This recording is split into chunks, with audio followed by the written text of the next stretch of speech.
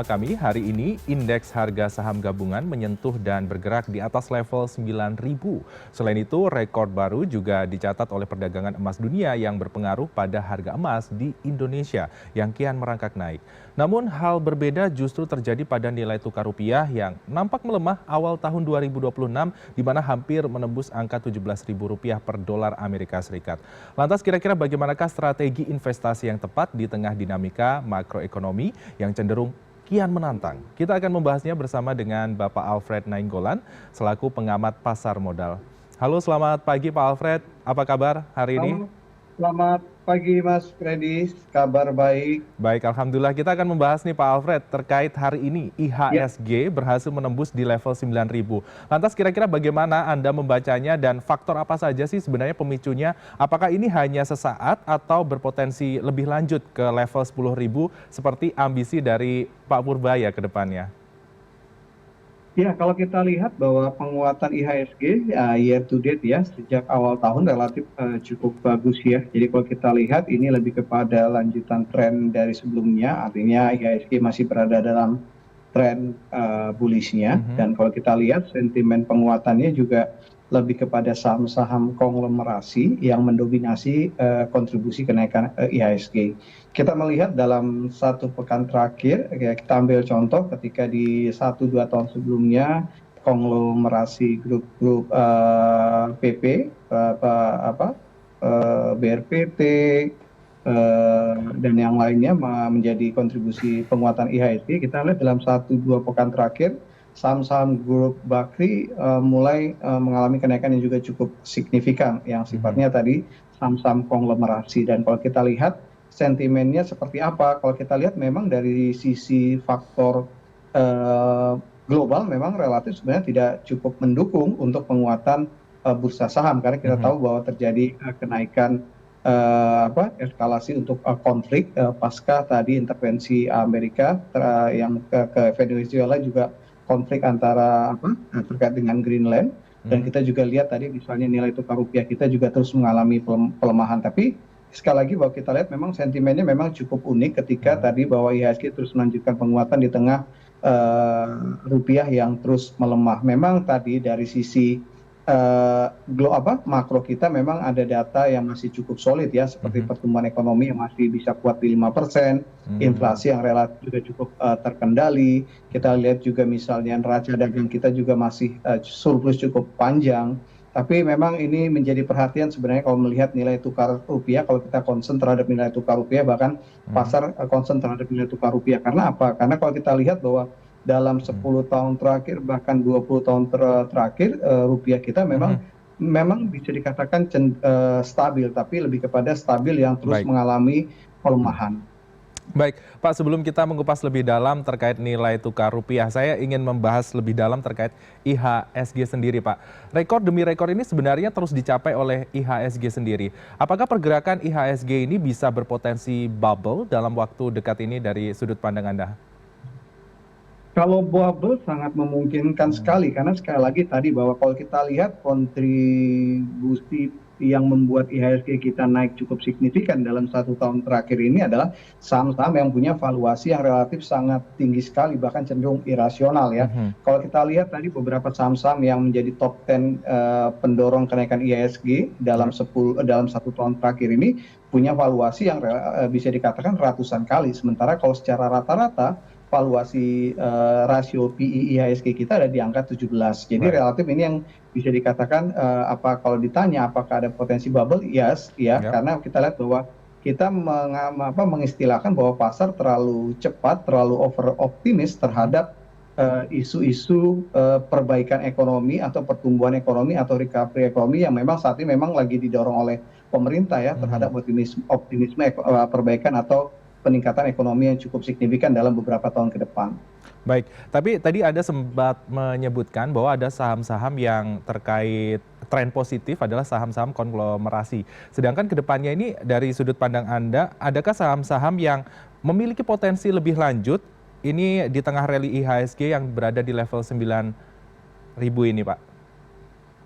Ya, sebenarnya tadi kalau untuk beberapa saham tadi yang kita sebutkan punya valuasi yang cukup tinggi ya, saya lebih memakai kata istilah termasuk irasional dengan ratusan kali PI, sampai sejauh ini kita belum melihat adanya update terkait dengan potensi atau paparan dari emiten-emiten tersebut terhadap prospek jangka panjang atau rencana-rencana jangka panjang, sehingga itu yang mengatakan bahwa ketika informasi yang tidak didukung ini yang tadi cenderung bubble. Sementara kalau kita lihat tadi bahwa saham-saham yang masih cukup berlanjut tadi, kita ambil contoh misalnya saham-saham yang memang didorong oleh kenaikan komoditi seperti tadi harga komoditi emas yang kembali lagi mengalami all time high ya. Yes. Saham-saham seperti emiten contoh ya di sektor yang punya exposure terhadap emas seperti misalnya Antam, valuasinya masih relatif cukup rasional sekali, bahkan masih cukup murah, sehingga kalau ditanya apakah ini berpotensi kembali untuk berlanjut ketika harganya sudah cukup naik, kalau melihat dari sisi harganya tentu berpotensi ya. Karena tadi sekali lagi bahwa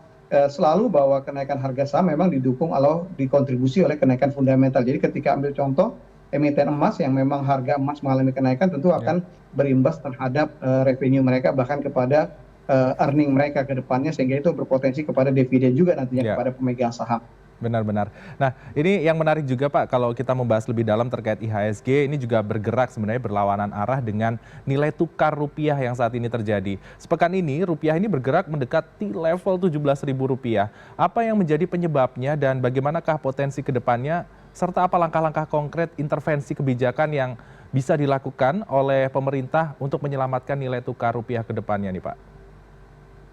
Ya, memang tadi yang perlu memang menjadi concern kita adalah bahwa terjadi pelemahan rupiah dalam jangka panjang ya. Kalau kita melihat sudah hampir dalam 10 tahun terakhir rupiah terus mengalami pelemahan, dan kalau kita lihat indikasi tersebut ternyata berimbas terhadap tadi perlambatan terhadap pertumbuhan jangka panjang kita. Kita memang melihat kita dulu bisa tumbuh di atas 6%, sekarang dalam 10 tahun terakhir kita hanya bertahan di atas 5%.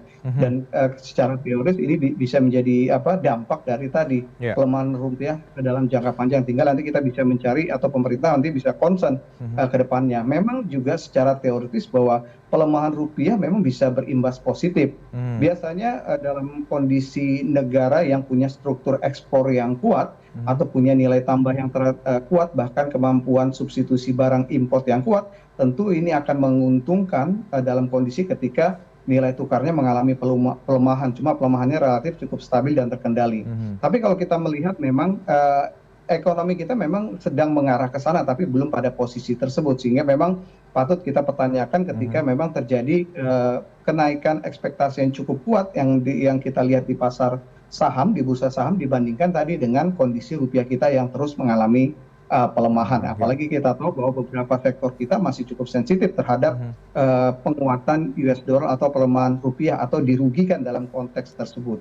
Jadi kalau kita lihat ya, mungkin tinggal bagaimana insentif-insentif dari pemerintah yang terus dijalankan ya. Saya sangat berharap progres untuk dana hasil ekspor bisa terus mendapatkan hasil yang lebih baik, karena itu menurut saya cukup signifikan secara psikologis dan juga secara nilai untuk penguatan rupiah kita. Baik, tentunya harus ada kebijakan lebih konkret terkait insentif-insentif, yaitu dana hasil ekspor yang mungkin akan dilakukan oleh pemerintah ke depannya. Tapi apabila kita melihat lebih dalam lagi atau lebih visioner lagi ke depan, apa saja Pak dampak signifikan dari nilai tukar rupiah yang terus merosot seperti ini terhadap industri dalam negeri? Akankah hal ini juga mempengaruhi dari target pertumbuhan ekonomi Indonesia yang 8% ke depan? Ya, kalau kita memang masih bergantung kepada produk-produk impor, tentu tadi penguatan atau pelemahan nilai tukar kita akan mendorong kenaikan harga cost, yang tentu akan mendorong inflasi. Dan kita tahu inflasi adalah musuh pertumbuhan ekonomi, dan kita juga tahu bahwa inflasi menjadi penyebab tadi penurunan daya beli, sehingga ini yang nanti akan berimbas negatif terhadap ekonomi kita. Tapi kembali lagi bahwa sejauh ini memang kita masih kalau melihat dari sisi neraca dagang kita, memang tadi ekspor kita lebih tinggi dibandingkan impor. Tapi sekali lagi bahwa ekspor tersebut kebanyakan lebih kepada bahan setengah jadi dan bahan baku. Jadi kita berharap tadi bahwa untuk yang pelemahan rupiah mungkin perlu menjadi catatan penting, artinya bahwa kenaikan bursa saham tidak dijadikan indikator utama terhadap pencapaian ekonomi pemerintah. Artinya bahwa pemerintah juga terhadap concern terhadap tadi pelemahan rupiah yang sudah berlangsung sangat lama sekali, dan perlu tadi dilihat bahwa memang apakah memang faktor ini lebih kepada tadi kondisi di mana memang ekonomi kita diuntungkan terhadap pelemahan rupiah. Tapi kalau melihat saya melihat analisa saya sih sampai sejauh ini belum arah ke sana atau belum pada level itu struktur ekonomi kita. Baik, ini bisa menjadi sorotan penting juga ke depannya ya Pak. Tapi yang menjadi hal yang menjadi POV selain hal tersebut, saat ini adalah harga emas juga nih Pak. Di tanah air yang kian merangkak naik, Pak Alfred, bahkan menyentuh rekor pada awal tahun 2026 ini. Sebenarnya apakah penyebab krusial dari harga emas yang meroket ini? Apa ada pengaruh dari global juga atau bagaimana Pak? Pastinya iya ya, karena kalau kita lihat memang bahwa pasar emas memang kita masih kuat dipengaruhi oleh pasar global, dan kalau kita lihat memang konflik-konflik yang cukup mengejutkan di awal tahun ini ya, seperti dua konflik besar seperti intervensi Amerika terhadap Venezuela dan juga kita case Greenland yang Amerika dan juga Norwegia ya, kita ini berpengaruh besar terhadap tadi eskalasi konflik yang cukup kuat di awal tahun ini, apalagi tadi bahwa konflik-konflik geopolitik sebelumnya ya, seperti perang-perang di beberapa negara juga belum tuntas, dan kita juga lihat bahwa kebijakan tarif Trump juga masih sulit diprediksi. Itu bisa menjadi sebuah senjata lagi nanti yang akan muncul atau menjadi kejutan di tahun ini. Itu yang membuat tadi kenapa harga emas masih relatif masih cukup kuat, bahkan terus mencapai rekor tertinggi. Walaupun sekali lagi bahwa kenaikan ini yang seperti ini sifatnya memang short term ya. Tapi ketika memang konflik-konflik seperti ini akan terus terjadi, tentu ini akan menjadi sebuah faktor yang cenderung akan cukup kuat, akan terus mempengaruhi kenaikan harga emas. Jadi kalau kita lihat mungkin faktor-faktor ketegangan-ketegangan seperti ini mungkin masih akan berlanjut. Itu yang membuat ekspektasi pasar melihat bahwa sepertinya emas masih akan terus punya volatile yang tinggi. Yang kedua itu yang membuat tadi bahwa akan semakin ramai ditradingkan bagi para trader. Yang kedua tadi bahwa dengan sentimen-sentimen konflik-konflik seperti ini, katalis positifnya maka masih terus ada dan cenderung akan bertahan.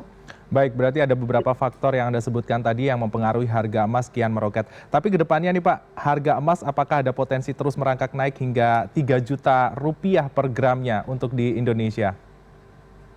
Ya, kalau secara short term kemungkinan ada ya, ketika kita melihat ternyata tahun ini kita dikejutkan lagi dengan berita-berita terkait dengan konflik geopolitik. Jadi hal-hal seperti itu akan menjadi sebuah hal yang cukup biasa, dan ini akan menjadi cara yang cepat untuk mendorong kenaikan harga emas. Tapi sekali lagi bahwa hal-hal seperti ini cenderung tadi akan bersifat cepat. Sesuatu yang bisa naik cepat tentu akan juga berpeluang untuk mengalami penurunan secara cepat. Dan kalau kita lihat emas juga potensinya juga sama. Kita kemarin memprediksi bahwa 2026 emas akan mengalami normalisasi dari kenaikan yang terjadi dalam 1-3 tahun terakhir. Tapi begitu di awal tahun ini kita kembali ada bertambah dengan beberapa konflik yang dimunculkan oleh Amerika, ini menjadi sebuah faktor katalis kembali. Jadi memang kita jadi semakin sulit memprediksi tadi bahwa apakah ini akan masih berlanjut, karena tadi ruang kenaikan ini sudah cukup sempit kalau melihat dari historis kenaikan yang cukup besar yang terjadi pada komoditi emas. Baik, tentunya kita masih lihat dinamika ekonomi yang terjadi di tanah air. Semoga ada kebijakan-kebijakan yang bisa mensupport pertumbuhan ekonomi ke depannya semakin lebih baik lagi. Terima kasih Pak Alfred Nainggolan, pengamat pasar modal, atas waktu Anda bersama kami di CNN Indonesia Business. Selamat kembali beraktivitas, salam sehat untuk Anda. Terima kasih, sama-sama.